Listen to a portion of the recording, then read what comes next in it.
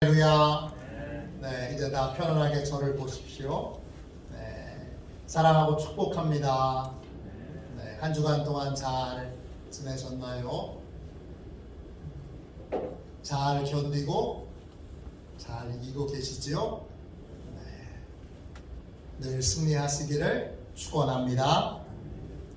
성령의 생각으로 사는 삶, 성령의 생각으로 사는 삶, 이런 제목으로 함께 은혜를 나누겠습니다.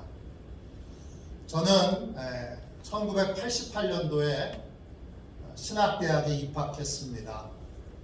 제가 88년도 올림픽이 있던 해에 대학에 입학해서 제가 입학했을 때 신입생들을 가리켜서 88 꿈나무라고 불렀습니다. 제가 입학할 당시 감리교 신학대학은 신학과 또 기독교 교육학과 종교 철학과 이렇게 세 과가 있었습니다. 신학과는 120명, 그 다음에 기독교 교육학과와 종교 철학과는 40명씩입니다. 총 입학생이 200명이었습니다. 33년이라고 하는 시간이 지난 지금 그 200명 중에 목회하는 분은 70명이 안 됩니다. 3분의 1만이 지금 목회를 하고 있습니다. 목회자로 부름받아서 신학대학에 입학했지만 지금 다른 일을 하는 분들이 꽤 많이 있습니다. 연극하는 분도 있고 컨설팅 회사 다니는 분도 있고 입시학원 하는 분도 있고 또 사업하는 분, 장사하는 분, 보험회사를 운영하는 분도 있습니다. 또 목회를 하다가 중간에 그만두고 지금 카페를 하는 분도 있고 목회를 하다가 세상을 떠난 분도 있습니다.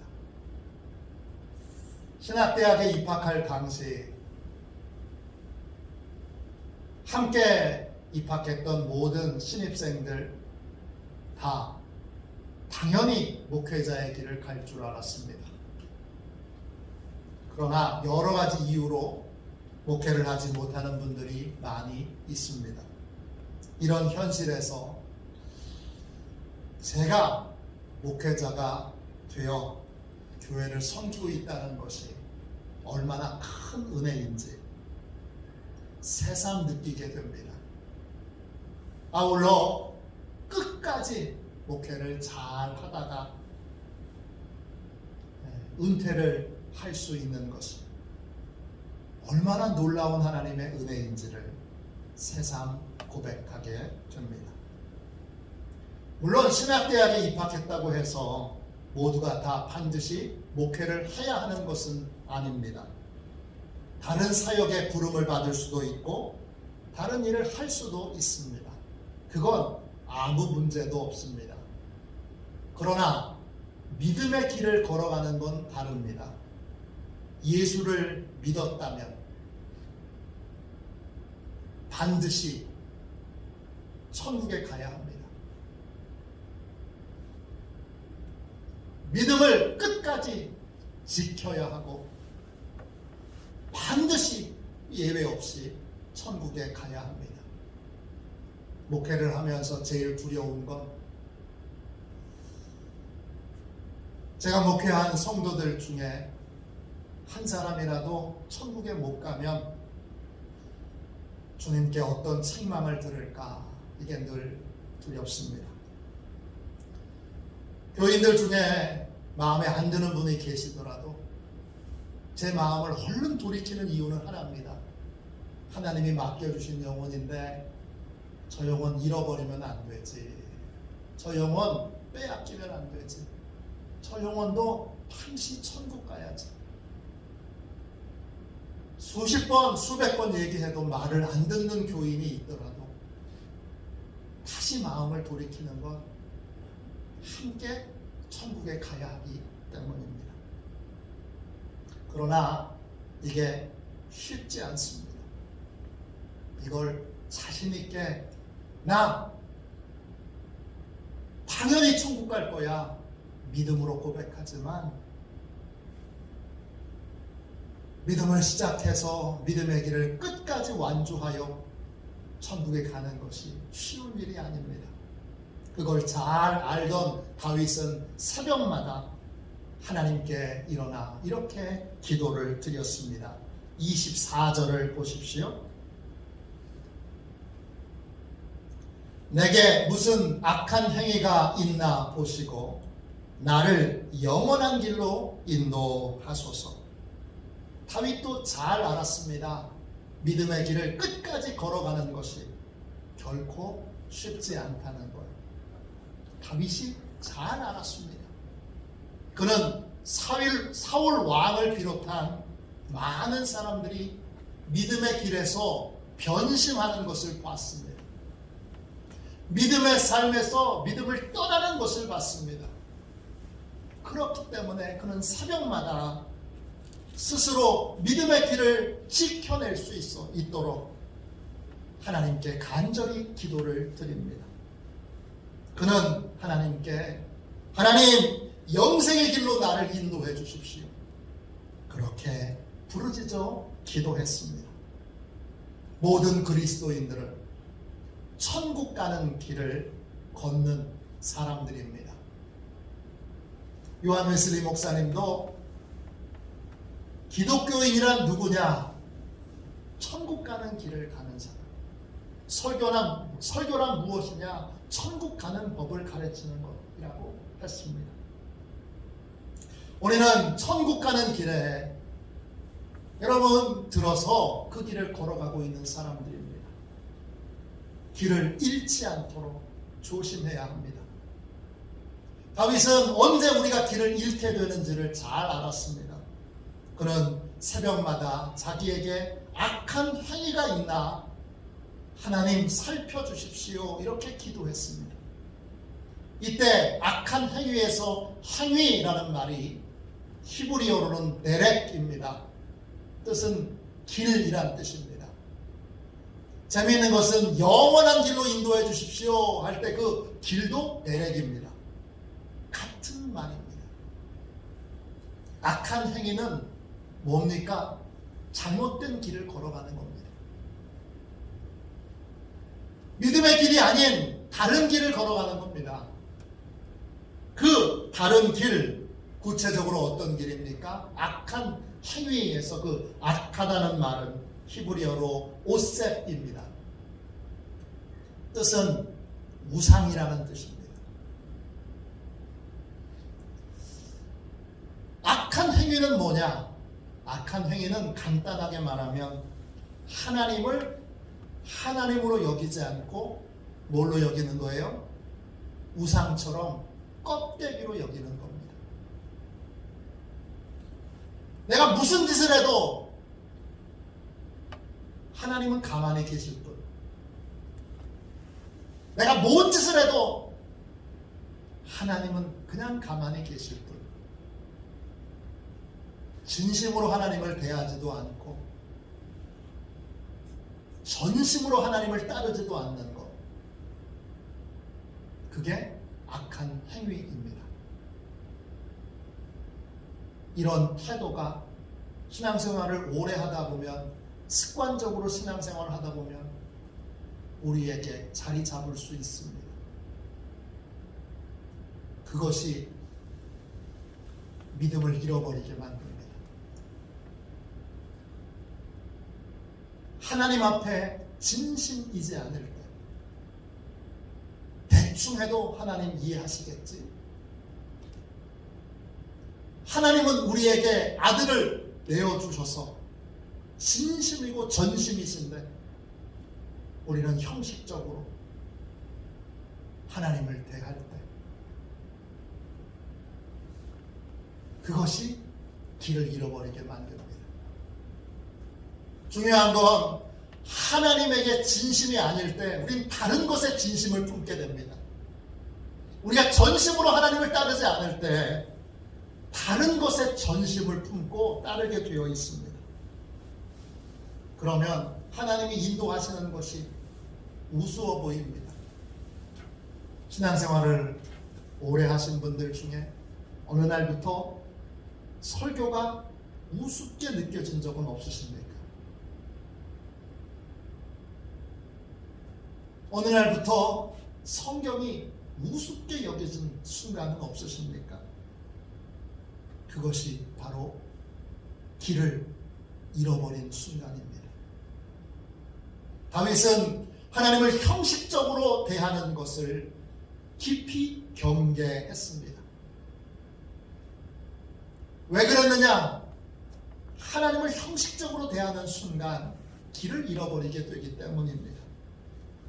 사울 왕이 믿음의 길을 잃어버린 그때도 하나님을 형식적으로 대했습니다. 다윗은 그 사실을 잘 알았기에 스스로 새벽마다 내가 하나님을 형식적으로 대하고 있지는 않은지 내 마음을 살펴달라고 하나님 앞에 부르짖어 기도를 했습니다. 믿음의 길에서 길을 잃어버리지 않으려면 마음을 지키는 것이 중요합니다. 중직자도 마음 지키는 것이 중요합니다. 목사님도 마음 지키는 것이 중요합니다. 성도들도 다 마음 지키는 것이 중요합니다. 늘 내 마음에 하나님이 계셔야 합니다. 하나님이 내 마음을 주관하고 다스려 주셔야 합니다. 내 마음에 하나님의 생각과 하나님의 계획이 있고 그 계획을 믿고 따르는 삶이 있어야 합니다. 하나님이 다스리시는 마음, 그 마음에는 하나님의 생각이 있습니다. 성경은 하나님의 생각이 머무는 마음, 그 마음을 성령의 생각으로 가득 찬 마음, 성령의 생각으로 이끌어지는 마음이라고 그렇게 불렀습니다. 우리 마음은 성령의 생각을 따라야 합니다. 그럴 때 천국 가는 길을 제대로 가고 있는 것입니다. 성령의 생각이 내 안에 작동돼야 천국 가는 내비게이션이 제대로 작동되고 있는 것입니다. 오늘 그런 의미에서 성령의 생각을 따를 때 어떤 일이 우리의 마음의 삶에 일어나게 되는지를 함께 살펴보도록 하겠습니다. 우리의 마음이 성령의 생각을 따를 때 어떤 일이 일어납니까? 첫 번째, 주어져 있는 자리에서 소망을 잃지 않는 삶을 살게 됩니다. 여러분, 로마서 8장 6절에 이런 말씀이 있습니다. 육신의 생각은 사망이요 영의 생각은 생명과 평안이니라. 성령의 생각을 따를 때 우리 마음에 생명이 있습니다.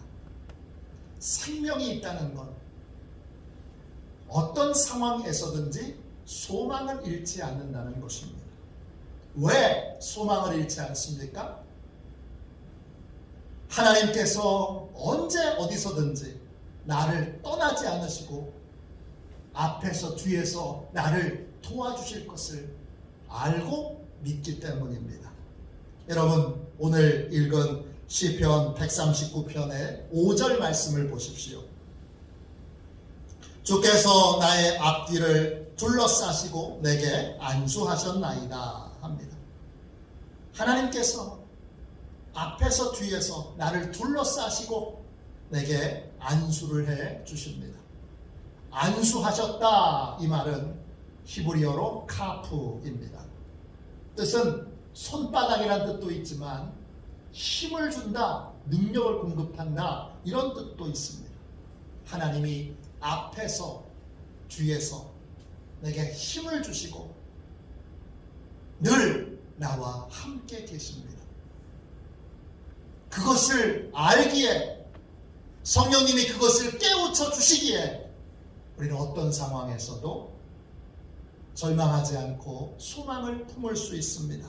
8절 말씀 보세요. 8절입니다. 내가 하늘에 올라갈지라도 거기 계시며 스올에 내 자리를 펼지라도 거기 계시니이다. 스올의 자리, 그건 죽음의 자리, 절망의 자리입니다. 내가 죽음의 자리, 절망의 자리 있더라도 나를 도와주시는 하나님은 거기에도 함께 계십니다. 9절 보세요. 내가 새벽 날개치며 바다 끝에 가서 거주할지라도, 바다 끝은 하나님에게서 가장 멀리 왔다고 하는 곳입니다. 하나님에게서 가장 멀리 떠나 있는 곳입니다. 이제 하나님께로 돌아갈 수 없어 생각하는 그 자리, 그게 바다 끝입니다. 그러나 거기서도 나를 도와주시는 하나님은 나와 함께 계십니다. 11절 12절 보세요. 내가 혹시 말하기를 흑암이 반드시 나를 덮고 나를 두른 빛은 밤이 되리라 할지라도 주에게서는 흑암이 숨기지 못하며 밤이 낮과 같이 비추이나니 주에게는 흑암과 빛이 같음이니이다. 흑암이 나를 덮을 때, 흑암이 나를 덮어서 더 이상 어떤 소망도 갖지 못할 때, 그 순간에도 하나님이 나와 함께 계시고 그 흑암을 뚫고 하나님이 내게 새로운 소망을 주십니다. 내가 아무리 망가져도, 내가 아무리 깨져도, 내가 아무리 부서져도 하나님께는 회복의 방법이 있습니다. 17절 18절 보세요. 하나님이여 주의 생각이 내게 어찌 그리 보배로우신지요. 그 수가 어찌 그리 많은지요. 내가 세려고 할지라도 그 수가 모래보다 많도소이다. 내가 깰 때에 여전히 주와 함께 있나이다. 하나님께는 너무나 많은 보배로운 생각들이 있습니다. 그 생각이라는 말은 히브리어로 레아입니다. 목적, 관역, 그런 뜻입니다. 하나님이 나를 창조하셨을 때 나를 완성하시고자 하는 그러한 분명한 목적을 가지고 계십니다. 그 목적을 이루실 수많은 방법을 하나님이 가지고 계십니다. 내가 어떤 상황에 있든지 나를 치료하고 고치셔서 회복시키실 수 있는 능력이, 방법이 하나님께 있습니다. 얼마나 많은지 바닷가의 모래알보다 많습니다. 나를 어떻게 도우실 수 있을까? 내겐 방법이 없어도 하나님에게는 모래알같이 많이 수억만 가지의 해결의 방법이 있습니다. 그러므로 하나님을 바라보면 절망할 이유가 없습니다. 왜냐? 하나님에게는 너무나 많은 해결의 방법이 있기 때문입니다. 한 축구 선수가 있습니다. 고등학교 때 축구를 잘해서 국가대표 상비군에 뽑혔습니다. 뛰어난 재능으로. 이제 프로 입단을 앞두고 교통사고를 당했습니다. 한쪽 다리를 절단했습니다. 축구선수로는 끝난 거지요. 절망이 찾아왔지만 다행스럽게도 이 청년이 하나님을 믿는 사람이었습니다. 그는 절망에 지지 않았습니다. 나를 교통사고에서 비록 다리 한쪽을 잘라 축구선수는 못하게 하셨지만 나를 죽지 않게 하시고 살게 하신 데에는 이유가 있을 거다. 사명이 있을 거다. 그렇게 믿고 버텼습니다. 어려운 순간이 지나고 다시 공부를 시작했습니다. 대학에 입학해서 생물학을 전공했고 지금은 결혼해서 생물학 연구소에서 일하고 있습니다. 2차 세계대전 때 한 화가가 독일군에게 포로로 잡혔습니다. 독일군은 이 청년이 화가인 것을, 그리고 꽤 유명한 화가인 것을 알고 잔인하게도 그의 오른손을 잘라버렸습니다. 오른손이 잘렸다는 건 화가에게는 사형 선고나 마찬가지입니다. 너무나 끔찍한 악행을 독일 군들이 저지른 것입니다. 그런데 이 화가는 악에게 지지 않았습니다. 그는 전쟁이 끝난 후에 왼손으로 그림을 그리는 것을 계속 훈련했습니다. 그래서 왼손이지만 훌륭한 그림을 그리는 많은 훌륭한 작품을 남긴 위대한 화가가 되었습니다. 성령의 생각을 따를 때 성령님은 언제 어디서나 우리를 도우실 수 있는, 앞에서 뒤에서 어떤 절망의 자리에서도 우리를 도우실 수 있는 하나님을 바라보게 합니다. 그러면 절망에 지지 않게 되고 소망을 갖게 됩니다. 코로나 시대에 성령의 생각이 여러분의 마음을 다스리셔야 합니다. 그래야 코로나에게 지지 않을 수 있습니다. 돌이켜보면 좌우 앞에 절망적인 그러한 예상과 절망적인 그러한 생각들이 가득합니다. 이길 수 있는 길은 하나밖에 없습니다.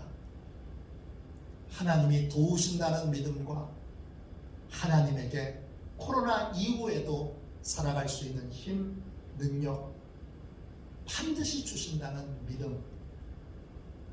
하나님께는 내가 보기에는 없지만 수만 가지의 해결의 방법이 있다는 믿음. 그 믿음을 가질 때 우리는 코로나에 지지 않을 수 있습니다. 저와 여러분, 성령의 생각을 따르십시오. 성령의 생각을 따를 때 어떤 자리에서든지 소망을 품게 됩니다. 두 번째, 우리의 마음이 성령의 생각을 따를 때 어떤 일이 일어날까요? 어떤 상황에서든지 평안을 얻게 됩니다. 로마서 8장 6절입니다. 육신의 생각은 사망이요 영의 생각은 생명과 평안이니라.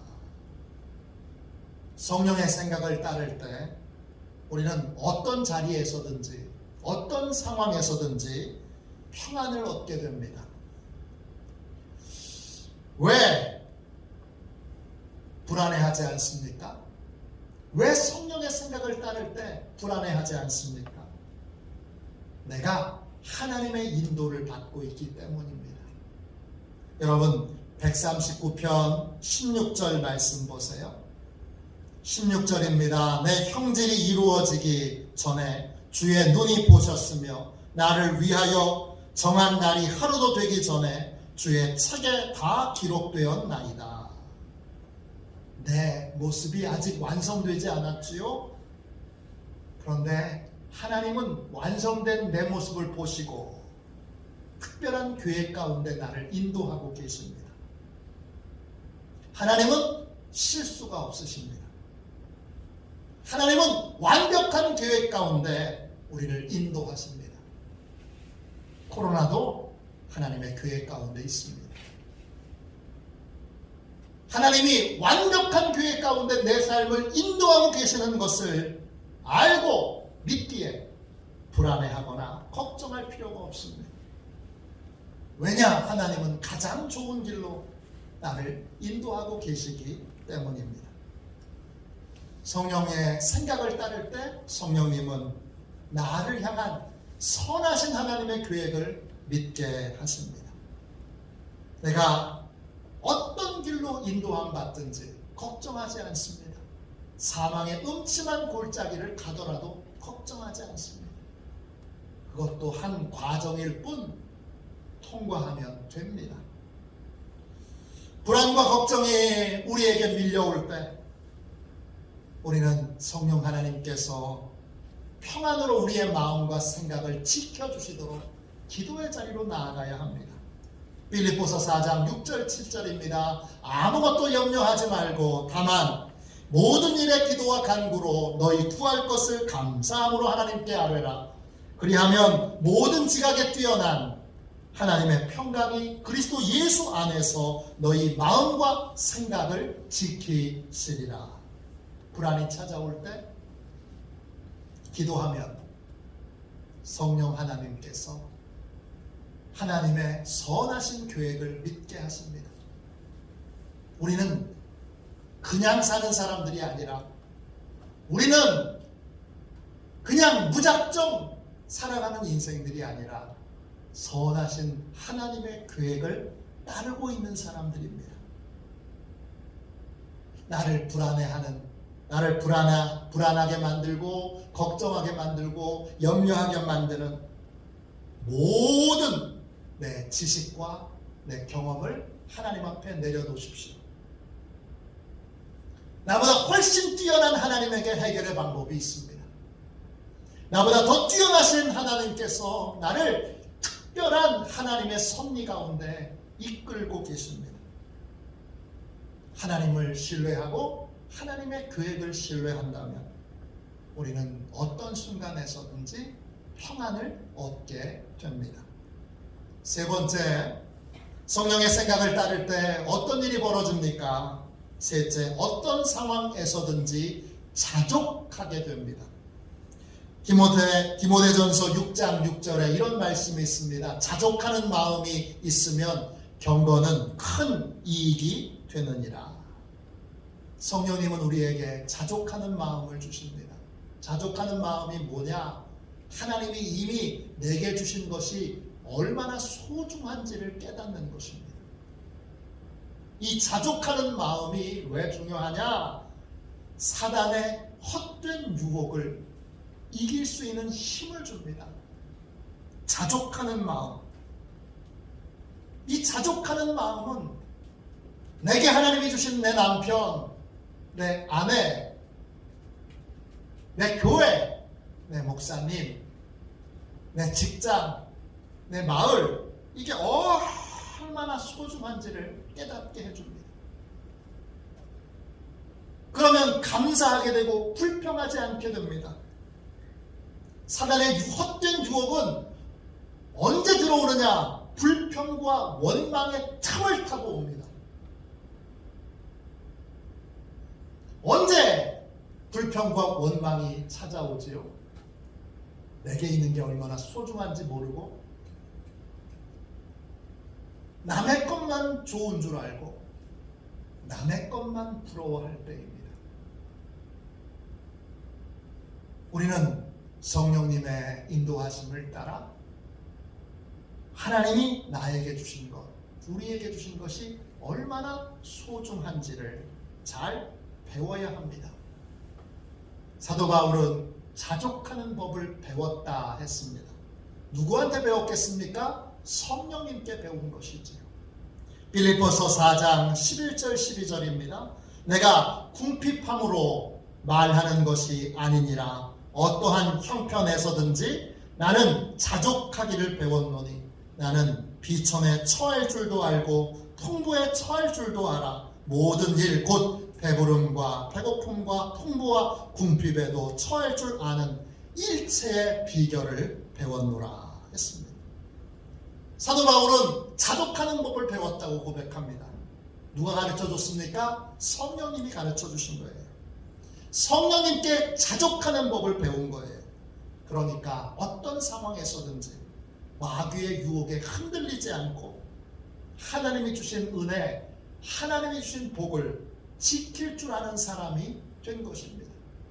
하나님이 내게 주신 가정을 지켜야 됩니다. 하나님이 내게 주신 교회를 지켜야 합니다. 하나님이 내게 주신 소중한 것들을 지킬 줄 알아야 합니다. 자족하는 사람만이 그것을 지킬 줄 아는데 성령님이 우리에게 성령의 생각을 따를 때 자족하는 마음을 우리에게 주십니다. 행복은 여러분 결혼의 유무에 있지 않습니다. 결혼했다고도 행복한 것도 아니고 결혼하지 않았다고 덜 행복한 것도 아닙니다. 결혼하지 않는 분은 결혼한 분이 가족과 자녀들이 있는 것을 부러워합니다.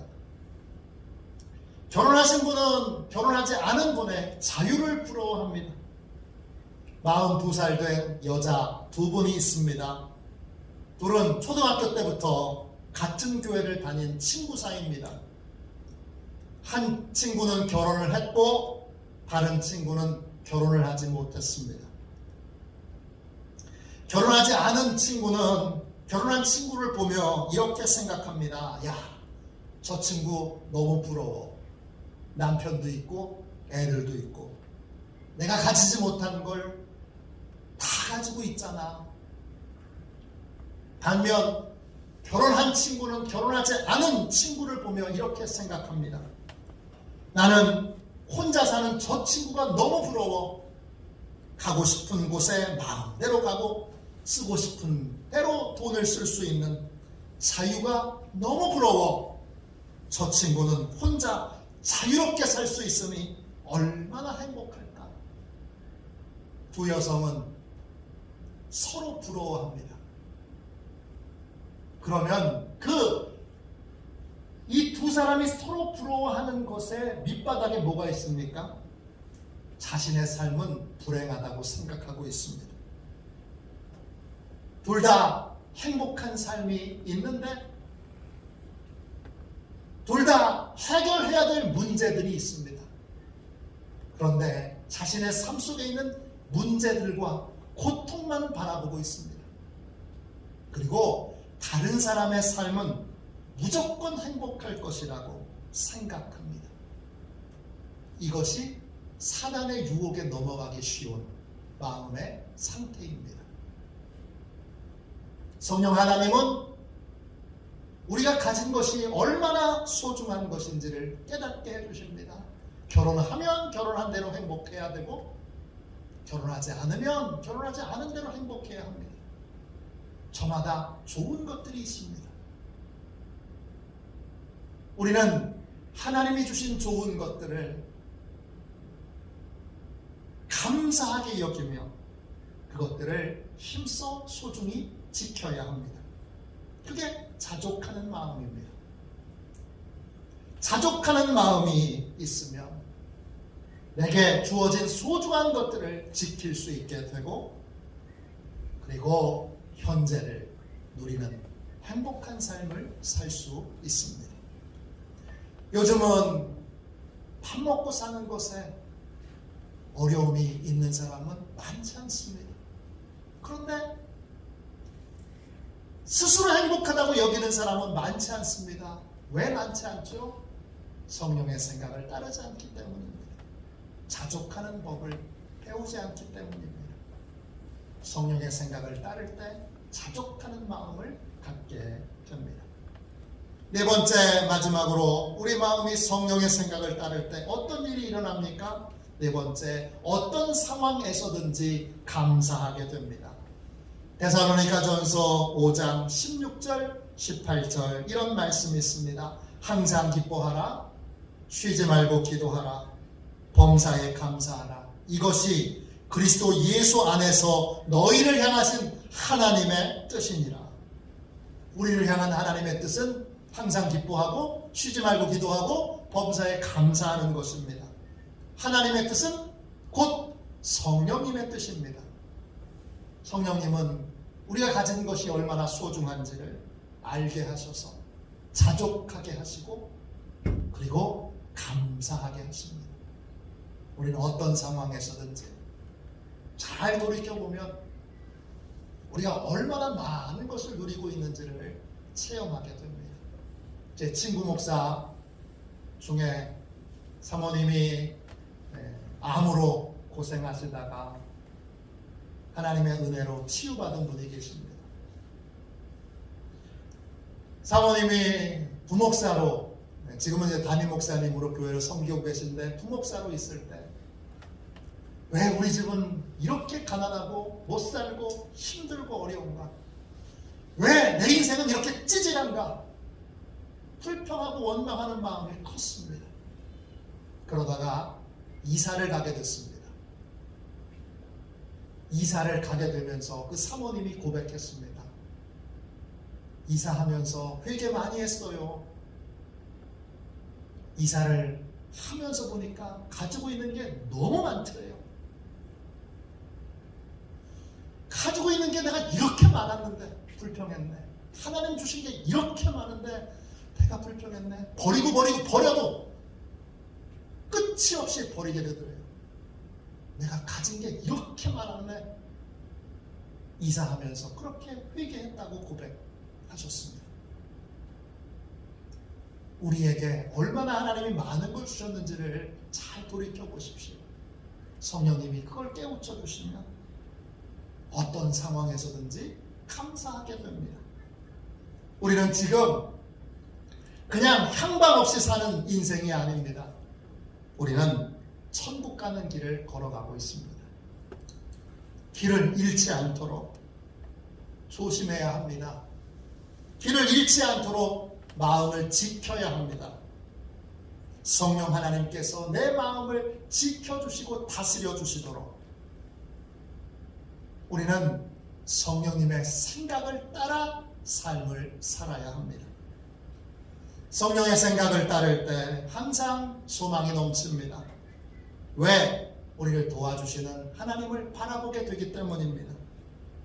성령의 생각을 따를 때 항상 평안이 넘칩니다. 왜? 하나님의 계획을 신뢰하기 때문입니다. 성령의 생각을 따를 때 늘 자족합니다. 왜요? 내게 얼마나 소중한 것들을 주셨는지 깨달았기 때문입니다. 성령의 생각을 따를 때 항상 감사가 넘칩니다. 왜냐? 내게 너무 소중한 것들을 많이 주셨음을 알았기 때문입니다. 내 마음에 성령의 생각이 가득할 때 내 마음에는 소망, 평안, 자족, 감사가 넘칩니다. 이 마음이 여러분 성령의 생각이 작동하는 마음입니다. 성령의 생각이 작동할 때 여러분 천국 가는 길 내비게이션이 잘 작동하고 있는 겁니다. 항상 내 마음에 소망, 평안, 자족, 감사가 넘치는지를 점검하십시오. 이 성령의 생각이 작동하면 그러면 영생의 길을 여러분 걸어가는데 길을 잃지 않게 됩니다. 안전하게 갈 수 있습니다. 평안 가운데 여러분 영생의 길을 걸어갈 수 있습니다. 저와 여러분 모두가 다 성령의 생각을 따라 성령의 내비게이션으로 천국 가는 길을 잃지 않고 힘있게 걸어가 모두가 다 천국에서 만나는 복된 은혜를 누리시기를 주님의 이름으로 축원합니다. 축원합니다. 우리 항상 진실 있게 함께 우리 찬양하고 그 다음에 우리 함께 통성으로 기도하겠습니다.